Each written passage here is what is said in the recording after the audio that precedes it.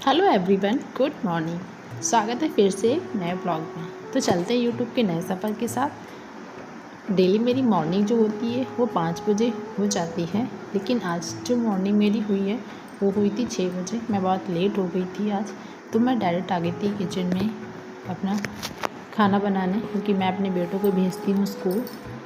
तो सबसे पहले मैं अपना इंट्रोडक्शन दे दूँ। जो मेरे चैनल पे नए आए हुए हैं तो प्लीज़ चैनल को सब्सक्राइब कर लीजिएगा। मेरा नाम दिव्या है और मैंने MSc B.Ed किया हुआ है।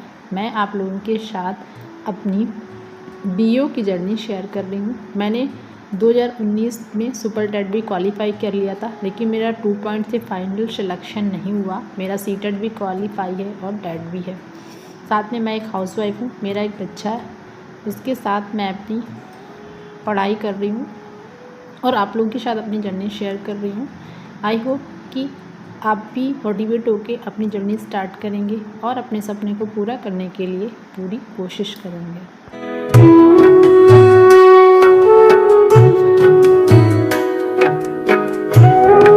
तो सुबह उठ कर सबसे पहले मैं किचन के काम निपटाती हूँ। अगर मैं जल्दी 4 बजे उठ जाती हूँ तो मैं सबसे पहले अपनी स्टडी का फर्स्ट स्लॉट जो करंट अफेयर से करती हूँ मैं उसे निपटाती हूँ। फिर उसके बाद मैं किचन में आ जाती हूँ 6 साढ़े 6 बजे, क्योंकि मुझे 8 बजे अपने बेटे को स्कूल भेजना होता है। तो मैं पूरी कोशिश करती हूँ कि 1.5 घंटे में मैं अपने किचन के सारे काम निपटा लूँ, उसको स्कूल भेज के फिर मैं अपना 8 साढ़े 8 या 9 बजे से सेकंड स्लॉट स्टार्ट कर देती हूँ। लेकिन आज हो गया था लेट और मुझे कल पूजा भी करवानी थी, इसकी वजह से ब्लॉग कल नहीं आया, तो आज ही ब्लॉग लेट आ रहा है।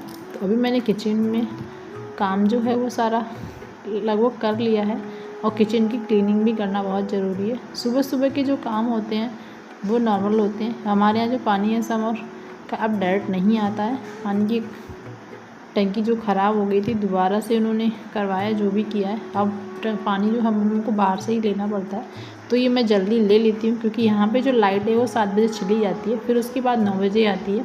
तो अगर आप खाने के लिए पीने के लिए कुछ ज़रूरत हो तो फिर पानी नहीं मिल सकता है। इसलिए मैं कोशिश करती हूँ कि मैं सुबह जल्दी उठ के पानी भर के रख लूँ। जब आप किराए पर रहते हो, आपका खुद का घर नहीं होता, तो बहुत सी चीज़ें होती हैं जो आपको उसी हिसाब से मैनेज करनी पड़ती हैं। और मैं अपनी जर्नी आप लोगों के साथ 1 महीने से शेयर कर रही हूँ। और हाँ, आप लोग बहुत पसंद भी कर रहे हो, आप वीडियोस को लाइक भी कर रहे हो, साथ में व्यूज़ भी अच्छे आ रहे हैं। उसके लिए थैंक यू सो मच, ऐसे ही हमें प्यार और सपोर्ट देने के लिए। और एक मेरी जो व्यूअर्स हैं उन्होंने एक कमेंट किया हुआ था, उनका डिवोर्स होने वाला है, वो बहुत ही बुरी कंडीशन में है। तो मैं उनसे इतना कहूँगी कि अगर आपके हस्बैंड बैठकर उस मैटर को सुलझाना नहीं चाहते हैं तो आपका डिवोर्स हो जाना ही ज़रूरी है। नहीं तो आप उस रिश्ते में इस तरह बन जाएंगे ना आप इधर की रहेंगी ना आप उधर की रहेंगी, और आप इतनी बुरी फंस जाएंगी, आप समझ में नहीं पाएंगी। आपने इतना टाइम तो दे दिया होगा अपने रिश्ते को बचाने के लिए, अगर उतने टाइम में अगर एक बार भी आपको ये नहीं लगा कि उस तरफ से भी रिश्ता बचाया जा रहा है, अगर बचाया जा रहा है तो आप पूरी कोशिश करिए अपने रिश्ते को बचाने की। एक बार फिर से शुरुआत करिए कि चलिए सब भूल कर एक बार फिर से नई शुरुआत करते हैं। क्या पता इस बार हमारी चीज़ें अच्छी हों। अगर चीज़ें किसी की वजह से ख़राब हो रही हैं तो उस इंसान को छोड़कर अपनी चीज़ों को स्टार्ट करिए। कभी कभी देखिए, हर इंसान किसी के साथ भी रहना इतना आसान नहीं होता। हर इंसान की कुछ अच्छी कुछ बुरी चीज़ों को हमें एक्सेप्ट करना पड़ता है। बस हम इतना चाहते हैं कि जो हमारा रिश्ता है वो एक स्मूथ बना रहे, उसके लिए हम एक दूसरे के लिए बहुत सी चीज़ों को इग्नोर भी करते हैं। तो मैं इतना ही कहूँगी, अगर आपकी तरफ से रिश्ता जिंदा है वो नहीं सही करना चाहते हैं तो फिर ये सोच लीजिए वो कभी नहीं सही करना चाहेंगे। अगर वो आपसे बैठ के बात करते हैं कि चलिए आप कभी भी इन चीज़ों में, जब भी अपने रिश्ते की बात अगर चल रही है तो प्लीज़ मैं कहूँगी एक बार अपनी मीटिंग रखिए और पर्सनली सिर्फ आप और आपके हस्बैंड हो बैठकर बात करिए। तीसरा कोई नहीं होना चाहिए। उससे क्या होता है, जब हम आपस में बात करते हैं तो हम समझते हैं ना कि हमारी क्या गलतियाँ या उनकी क्या कमियाँ हैं जिसकी वजह से हमारी लाइफ में इतनी प्रॉब्लम्स आ रही हैं। तो हम उसे सेट आउट करते हैं, फिर सोचते हैं ऐसा नहीं करेंगे, कल से नया चैप्टर स्टार्ट करते हैं तो चीज़ें अच्छी होंगी। अगर तीसरे को बैठा लेंगे ना और दोनों लोग अपनी कमियाँ एक दूसरे की कमियाँ बताएंगे तो फिर रिश्ता कभी नहीं समझ सकता। तो एक बार आप बैठ के बात कर लीजिए, उसके बाद आपको लगता है जैसा वैसा करिए। मैं सिर्फ इतना कहूँगी कि लाइफ में जो भी होता है वो एक रीज़न की वजह से होता है। अगर आपका डिवोर्स हो भी जाएगा तो क्या पता आपकी लाइफ में कुछ बहुत अच्छा हो, और क्या पता ये चीज़ें इसलिए आई हों कि आपका रिश्ता आगे बहुत मजबूत हो जाए। मतलब जो भी होगा बी पॉजिटिव होगा, तो उसकी टेंशन मत लीजिए। बस मैं भगवान से प्रे करूँगी कि आपका रिश्ता बच जाए, आप खुश रहें, आपके लिए जो अच्छा हो बस वही हो। तो यहाँ मैंने सबसे पहले मैं जो पढ़ती हूँ करंट अफेयर की, वही मैंने क्लास की, क्योंकि वो मॉर्निंग में नहीं कर पाई थी। उसके बाद करंट अफेयर क्लास कंप्लीट करने के बाद फिर मैं आ गई थी किचन में खाना निकालने अपने हस्बैंड के लिए। तो रोटियाँ मैं तुरंत ही सेकती हूँ, तो बस खाना तैयार है, उनको रोटी सेक के दे दूँगी। तब तक मेरा 15 मिनट का ब्रेक भी हो जाएगा और साथ में वो खाना खा के निकल भी जाएंगे। तो इस तरीके से मेरा डेढ़ का 2 स्लॉट हो जाता है। 3 घंटे की पढ़ाई तो अच्छी से हो ही जाती है, क्योंकि मेरे पास प्रॉपर 4.5 घंटे होते हैं, जिसमें जब मैं अपने बेटे को छोड़ के आती हूँ 8 से साढ़े 12 बजे तक, तो उसमें से थोड़े बहुत काम होते हैं। जैसे दूध वाले भैया आ गए तो दूध रख दिया, इनको खाना निकाल के दे दिया, ऐसा कुछ।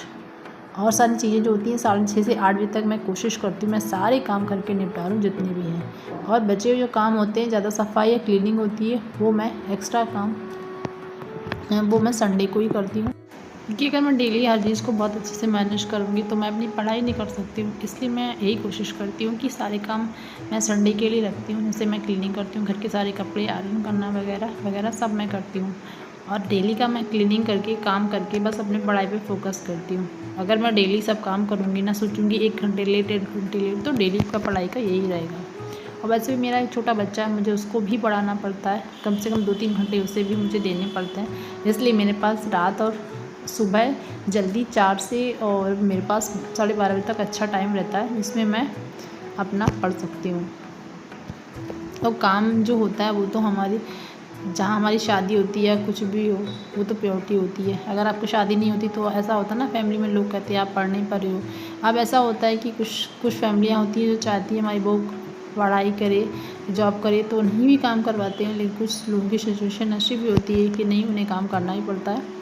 तो अब मैं आगे उनको खाना निकाल के दे के, और अब मेरे पास अभी भी 1 घंटे 20 मिनट का टाइम है, और मैं इसमें अपना जो मैंने एंशिएंट हिस्ट्री पढ़ा हुआ है उसका मैं पूरा जो पूर्वालोकन लेके आई हूँ हिस्ट्री का, मैं उससे लगाऊंगी घटना चक्र से। जैसे क्वेश्चन आंसर करने से ये रहता है कि आपको टॉपिक पता चलता है। तो मैंने अभी जो है 3 चैप्टर उसके कंप्लीट कर लिए हैं, चौथा जो है उसका मैं क्वेश्चन आंसर कर रही हूँ। जो क्वेश्चन मुझे आ रहे हैं सही है, जो नहीं आ रहे हैं मैं उसको लिखती भी जा रही हूँ, जो मेरे लिए आगे बेनिफिट रहेगा। साथ में मैं अपना टाइम टेबल इस तरह बनाई हूँ। अगर आपको टाइम टेबल चाहिए बना हुआ तो मैं आपके साथ शेयर कर दूँगी अपना टाइम टेबल कि किस तरीके से मैं मैनेज कर रही हूँ।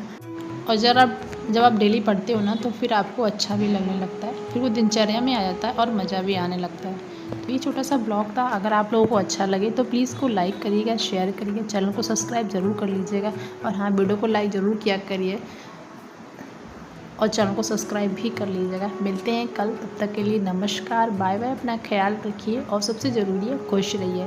लाइफ में जो भी हो रहा है वो आप नहीं, भगवान कर रहे हैं, तो उसे होना ही है।